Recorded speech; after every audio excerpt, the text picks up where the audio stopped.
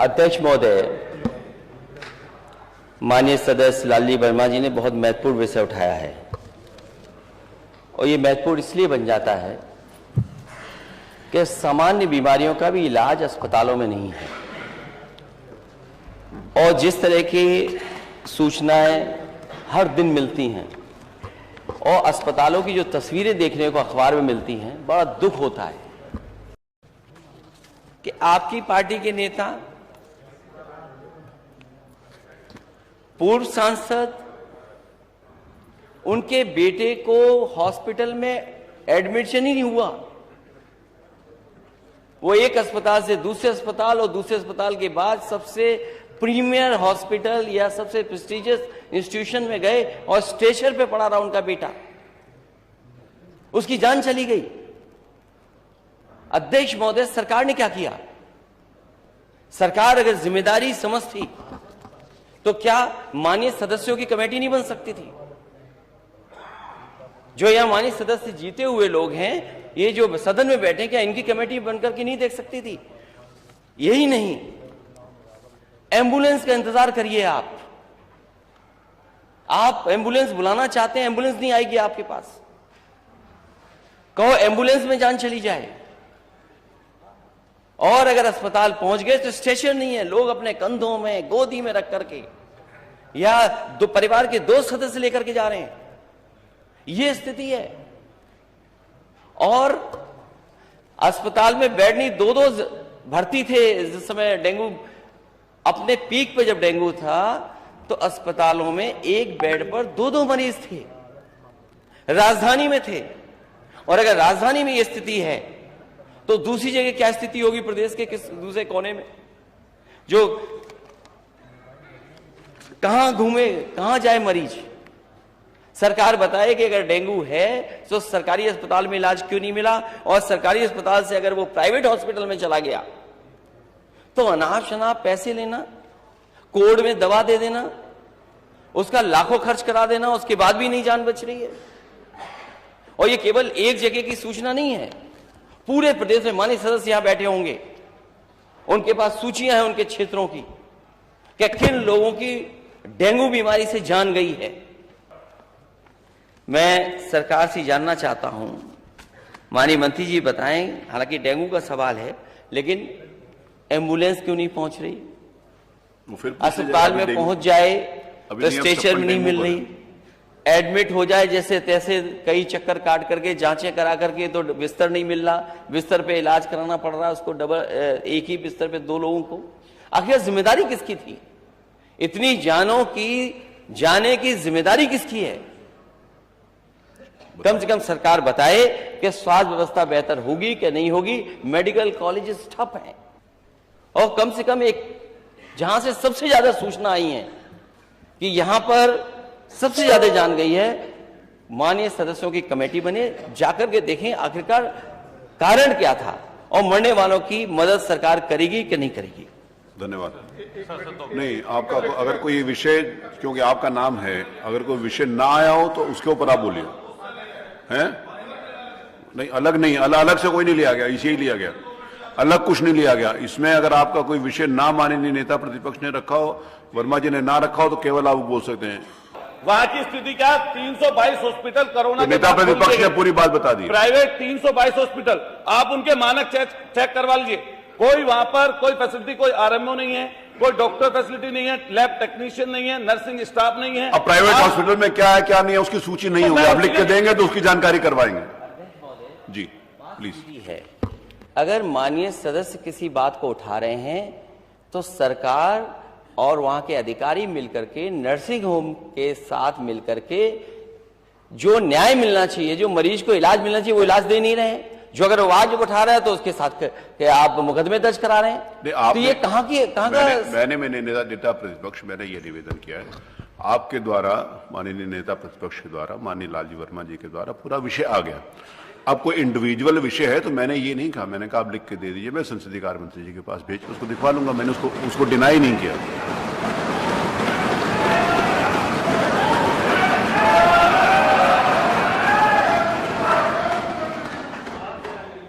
जैसा प्रश्न होगा वैसे उत्तर भी आ रहा है।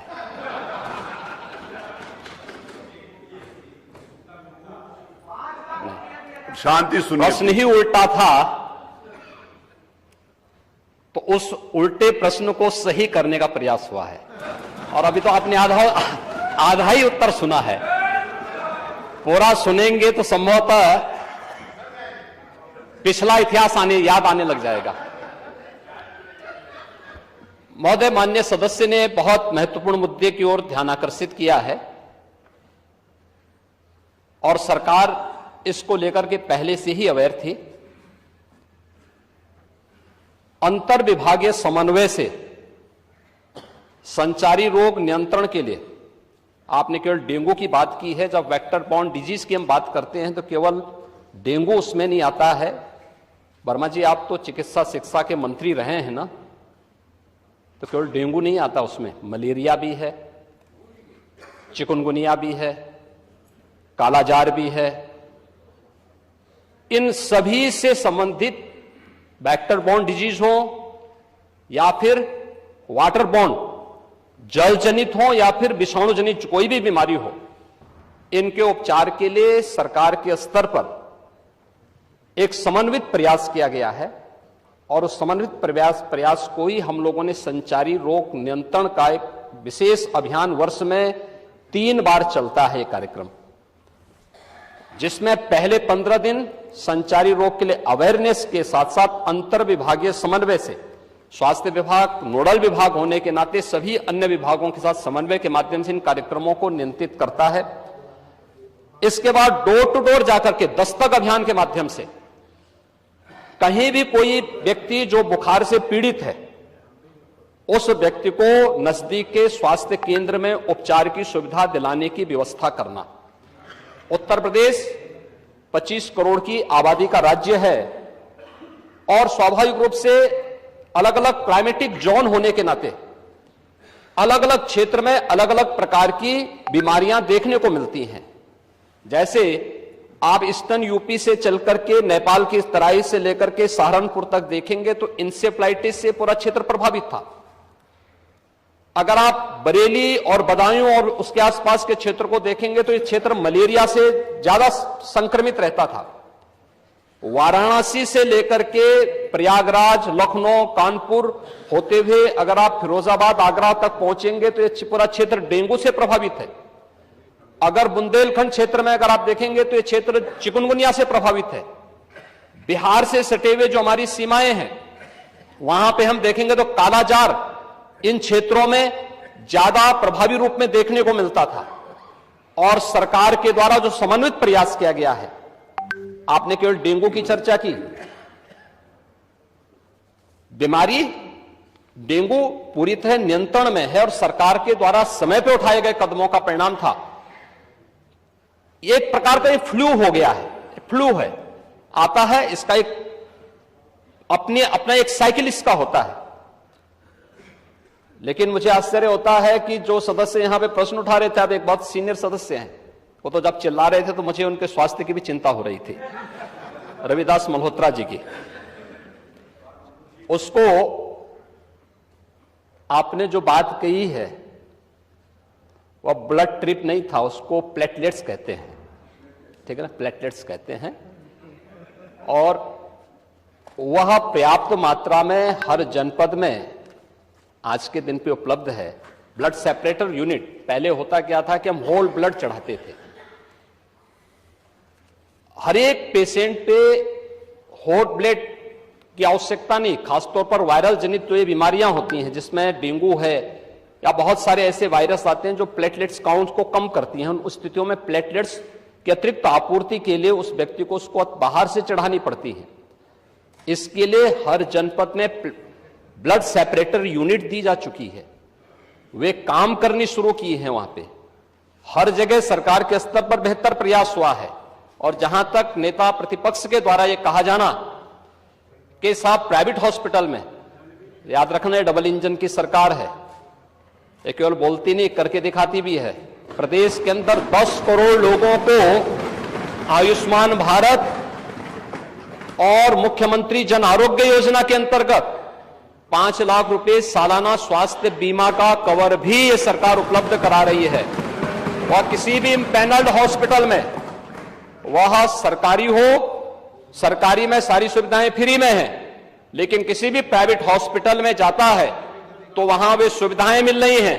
और ये पूरा सदन गवाह है कि हर माननीय सदस्य को इस सदन के द्वारा अपनी निधि से ही 25 लाख रुपए सालाना देने का अधिकार दिया गया है। और यही नहीं, मुख्यमंत्री राहत कोष से हम चेहरा देख करके पैसा नहीं देते हैं। कोई भी व्यक्ति जो भी आवेदन करता है, कोई भी पीड़ित हो, उसकी जाति, उसका मत, उसका मजहब नहीं देखा जाता है, बल्कि वो पीड़ित राज्य का नागरिक है। उसको प्रदेश में, देश में या दुनिया में जहां कहीं अच्छी स्वास्थ्य की सुविधा मिलती है, और सुविधा के लिए मुख्यमंत्री राहत कोष से भी हम पैसा देने में कोई कोताही, तमाम मान्य सदस्य विपक्ष में बैठे हुए हैं, वो हर व्यक्ति इस बात को कह सकता है। उनके प्रस्ताव आते हैं बिना किसी भेदभाव के, हमने उसके लिए भी धनराशि उपलब्ध कराई है। आयुष्मान भारत और मुख्यमंत्री जन आरोग्य योजना भी है। हम आभारी आदरणीय प्रधानमंत्री जी के, जिन्होंने आयुष्मान भारत जैसी योजना दी, जिसमें हर गरीब से गरीब व्यक्ति भी आज अपना उपचार किसी भी अच्छे कॉर्पोरेट हॉस्पिटल में भी करा सकता है, और देश में भी करा सकता है, दुनिया में भी कहीं करा सकता है। हर वर्ष की सुविधा उसको मिली है। मुख्यमंत्री जन आरोग्य योजना की सुविधा भी उसे दी गई है। इसके अलावा माननीय विधायकों को भी 25 लाख रुपए तक खर्च करने का अधिकार दिया गया है, और इसके साथ ही मुख्यमंत्री राहत कोष भी उसके लिए उपलब्ध है। इसलिए समस्या केवल इस बात की नहीं कि हम समस्या के समाधान की ओर जाएं, समस्या केवल हर मुद्दे का राजनीतिकरण करके समाज में अव्यवस्था पैदा करना, लोगों में असंतोष पैदा करने का जो कुत्सित प्रयास किया जाता है, वो तो कोरोना कालखंड में भी लोगों ने देख लिया था, जब आप लोग बहका रहे थे लोगों को कि वैक्सीन मत लगाना, ये मोदी वैक्सीन है, और लोगों को गुमराह कर रहे थे। परिणाम क्या है? मोदी जी के शासनकाल में, उनके मार्गदर्शन में हमारे वैज्ञानिकों के द्वारा बनाई गई दोनों वैक्सीन दुनिया की सबसे प्रभावी वैक्सीन है। दुनिया के अंदर तमाम देशों में कोरोना महामारी के मामले बढ़ते हुए दिखाई दे रहे हैं। भारत में कोरोना कंट्रोल है, और उत्तर प्रदेश में भी पूरी तरह नियंत्रण में है, कहीं कोई समस्या नहीं है। सरकार आपके द्वारा उठाए गए मुद्दों पर पूरी तरह सतर्क है, और अब तो इसके मामले वैसे भी समाप्ति की ओर है। बरसात के समय जल जमाव वाले क्षेत्रों में, अन्य क्षेत्रों में इस प्रकार की बातें देखने को मिलती हैं। और ये केवल डेंगू के मामले नहीं होते, इंसेफ्लाइटिस के भी मामले होते हैं, मलेरिया भी होता है, कालाजार भी होता है, चिकनगुनिया भी होता है। तो आपकी जानकारी के लिए, हो सकता है कि काफी दिन हो गए मंत्री पद से हटे हुए, तो आप भूल गए होंगे, तो आपके संज्ञान में लाने के लिए हमने दिया था। इधर रहते तो हो सकता है कि कुछ लॉलीपॉप मिल भी जाता, लेकिन वहां रहकर के अब वो कभी नहीं मिलना है।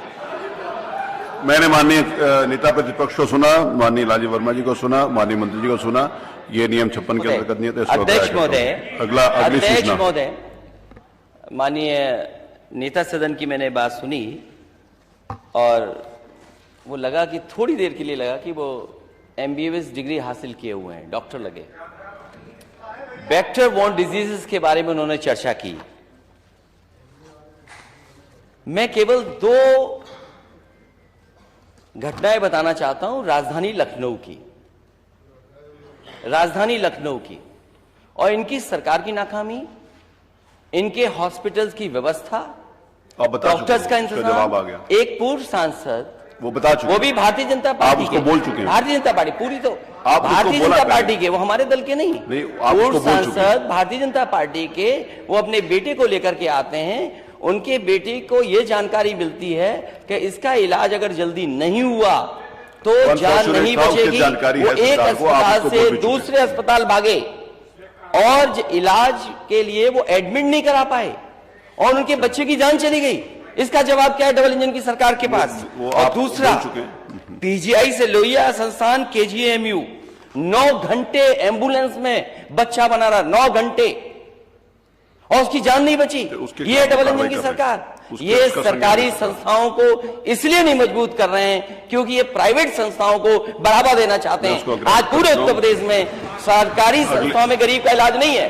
अगर ये सरकार बताए, इतने दावे कर रही है सरकार, ये सरकार बताए कि एक जिला अस्पताल बनाया हो जहां पर गरीब का इलाज हो रहा हो, एक जिला अस्पताल, ठीक, चलिए। एक जिला अस्पताल अब जहां गरीब को पर्याप्त इलाज मिल जा रहा हो, वो बनाया इस सरकार ने, तो हमें बताएं अभी। जिला अस्पताल एक ही होता है।